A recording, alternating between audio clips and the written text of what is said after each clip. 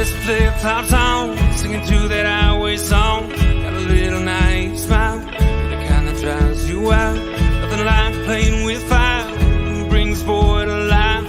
Beat away the fuse you light, girl, you're dynamite.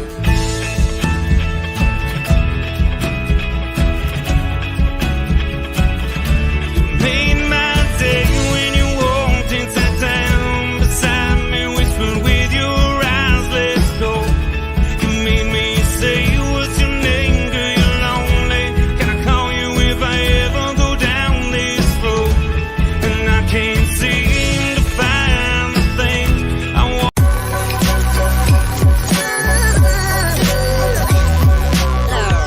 The following is a presentation of the Belly Up Sports Media Network.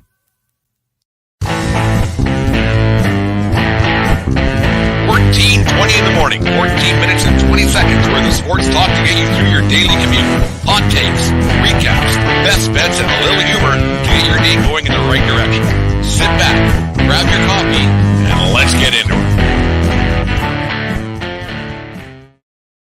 All right, 14:20 in the morning for this May the 10th, 2023. Today's show, as every day for the month of May, is brought to you by SeatGeek.com, the SeatGeek app. Use promo code 1420POD for $20 off your first purchase at SeatGeek.com today for concerts, sporting events, shows, whatever you want to go to SeatGeek.com and use our app, and puts a couple of bucks in the show's kitty as well. Thank you for everybody who makes us a part of your morning each and every day here on Facebook Live and on YouTube Live, and then wherever else you might be watching. And for those who listen to us in the podcast form, which we appreciate each and every day. Remember, we are part of the Belly Up Network and the Belly Up Media Network and group of shows. Make sure you check out all the shows on bellyup.com today.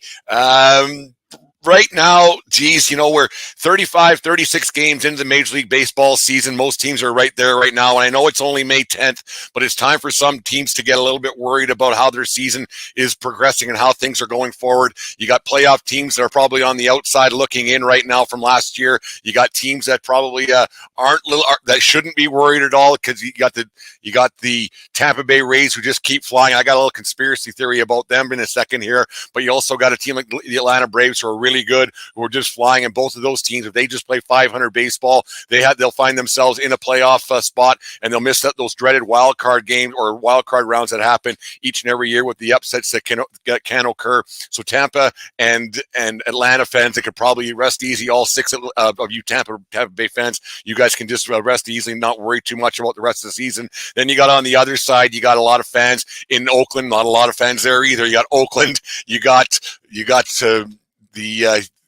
oh geez, why am I drawing a blank right now? You got Oakland, Kansas City, and Colorado. Sorry for those of you who just little brain fart there that aren't making the playoffs. You got nothing to worry about there either with those franchises on the outside looking in. And last night was the first time I actually got a good look at that Oakland team. You got to feel a little bit bad for what's going on there with those players. They finally make it to the big leagues. They're on teams that aren't big league caliber. Like they're trying, they're putting a good effort in every night, but they're 8-29, whatever their record is.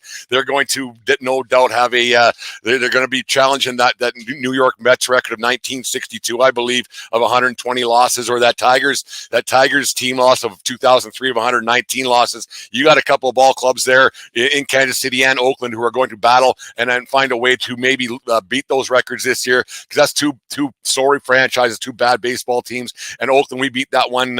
Everybody's beat that one to death a little bit. That franchise, they just shouldn't be allowed to up and leave Oakland. Yeah, it's just the way the game is set up. But that owner, he's found a way out, and he's going to get his way. And the thing is that what's crappy about this whole thing is yesterday, I don't know if this is a true story or not, but because you got to watch what you read on the Twitter machine or wherever else, but apparently they might be buying that parcel of land that the Tropicana is sitting on. Tropicana's been there for a long time, right across from the MGM and New York, and the corner's right there. And I think the Excalibur is right there as well. But you sit right there. They're thinking about putting a ballpark there. The parcel land for X amount of billion of dollars, but you think that ballpark, that'd be a good spot for a ballpark. Actually, there'd be a lot of fun to go to a weekend, just stay right in that four corners there. It'd be a good time to go, and it's a great spot. I just don't think that owner should be allowed to be a part of that new team going to Las Vegas if the Oakland A's ever get there. But we're not going to beat up on the A's too much. Like I said, I feel bad for those players. They got 120 or 130 run differential. It's not good in Oakland right now, and you feel bad for those players. Like I said, that they finally make their way to the big leagues, and they have to be in a franchise like that. But there's a lot of things going on in the baseball world right now, and you got 7 playoff teams right now that if the playoffs started today, yes, it's only May the 10th. I understand that. And last year, the Philadelphia Phillies, who did end up into a Game 6 of the World Series last year, they were 13-16, I think, at this time last year. So it's not all hope is lost on May the 10th in a Major League Baseball season. Yes, it's a long year, and yes, a lot can happen, but you're getting close to that time of the year when you are who your record says you are. It's usually around Memorial Day, which is 2.5-3 weeks away down in the States there. That's usually when this is exactly who you are and exactly what you know. But there are some teams right now that got to be a little bit concerned with how their season has unfolded thus far and how they might be on the outside looking in of a playoff spot. And you wonder how it happens, because usually in the baseball season, baseball parity hasn't been a strong suit, I guess is one way of putting it, for Major League Baseball. Usually all the teams that are there are always there, and they always have a chance of winning, and they're always right there, and the teams that are bad are always just bad. Pittsburgh's a bit of a surprise early, but lately they've been who you expect them to be who they are. They're 2-8 in their last 10, so you don't expect them to stick around much longer and be in first place in the East or in the Central. But the one team that is a surprise that's always there year in, year out, they don't seem to ever have a down year, and they're always contenders. They've been contenders since I was a kid, and they've won a number of world championships over the years. They're a stalwart throughout baseball, and that's the St. Louis Cardinals. They're 13-24 right now, and that's just unheard of in that National League Central, which is a pretty weak division. Divisional baseball is a little bit different now. You're not playing everybody 19 times; it's only 14, so it's a little bit different. But you got to think that the St. Louis Cardinals got to be a little bit surprised with how their baseball season is unfolding this far.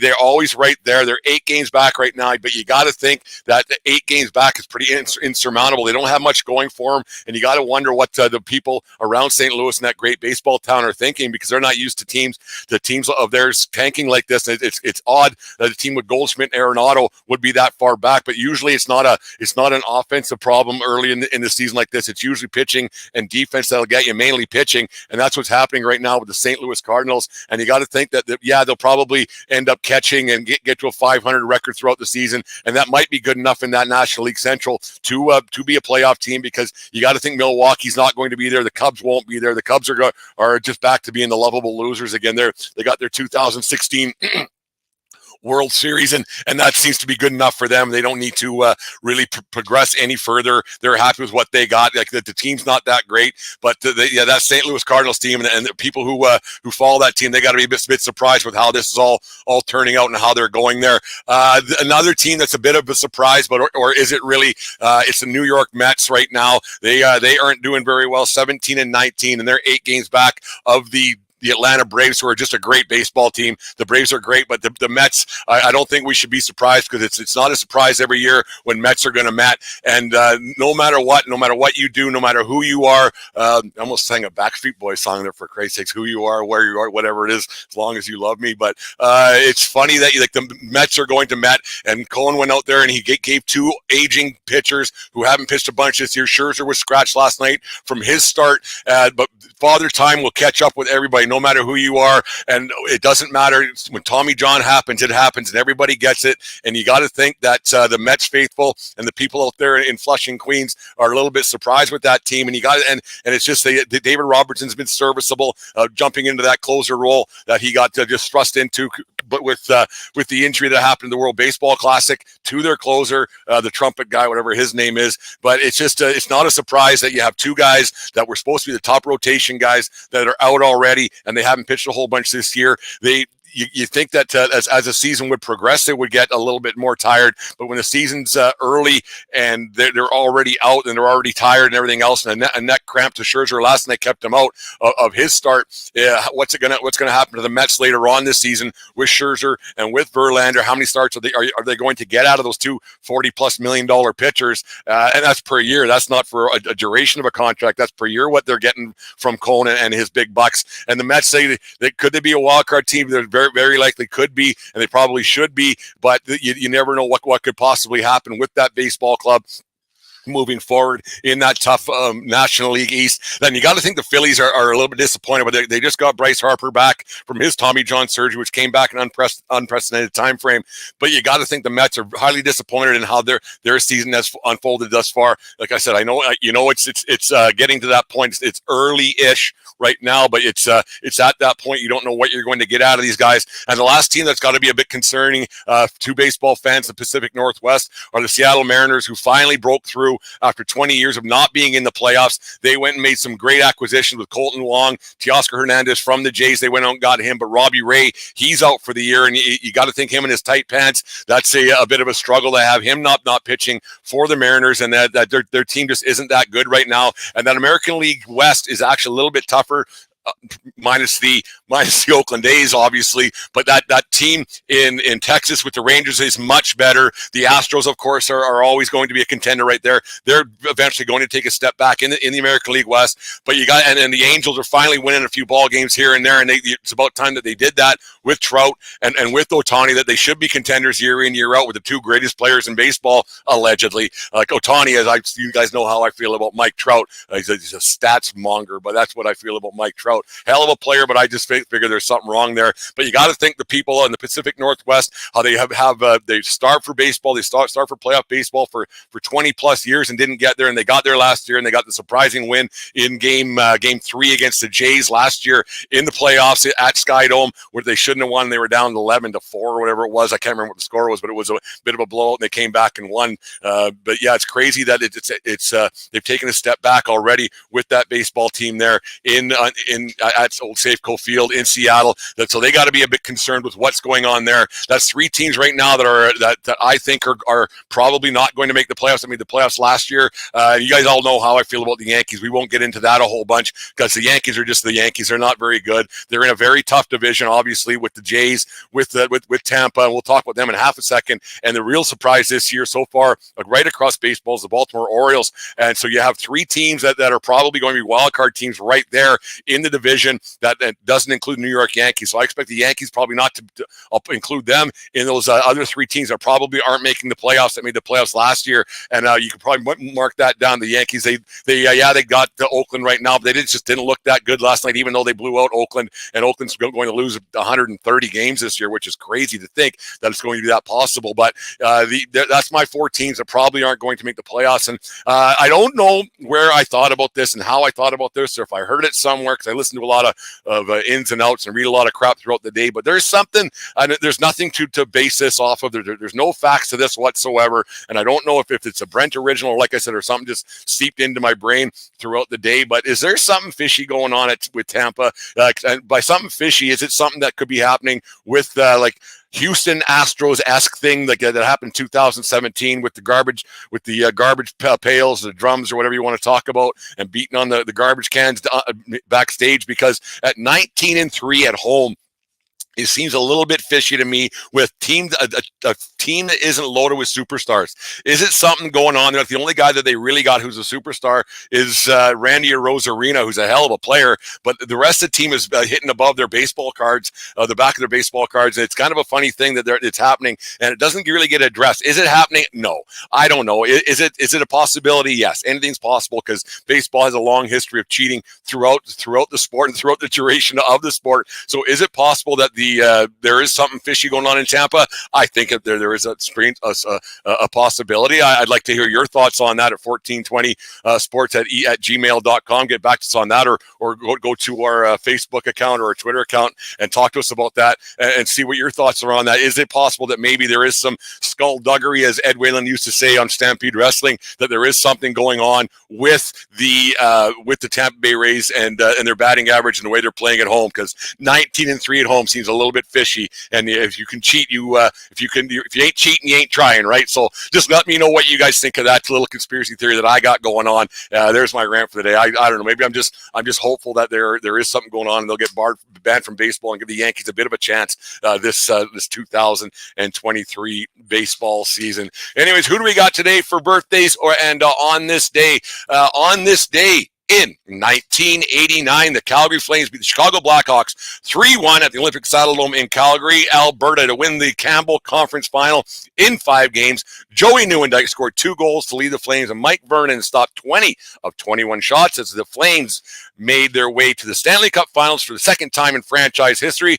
Calgary won the Stanley Cup 15 later in 6 games, avenging the 86 loss to Montreal with a 4-2 win at the Forum in Montreal, with Al MacInnis capturing the Conn Smythe Trophy. I remember it well.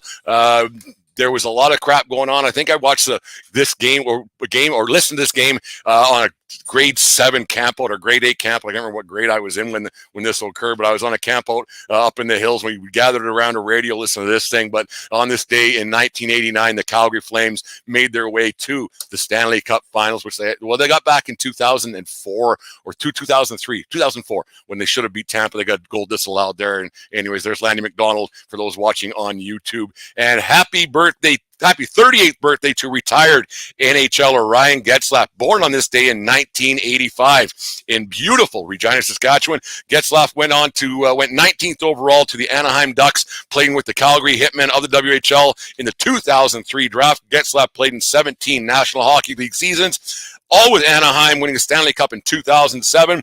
That's the year that they had Pronger and Niedermeyer, and they just said go and play defense the entire game. It was a great team. But anyways, in 2007, they won Stanley Cup. In his career, he had 1,157 points, 282 goals, 737 assists for 1,019 points, 1,157 games, 960 penalty minutes. One of the good guys. I think he won a gold medal in 2014, I think it was, with Team Canada. He was part of that World Junior team in 2003 or whatever it was that was just dominated in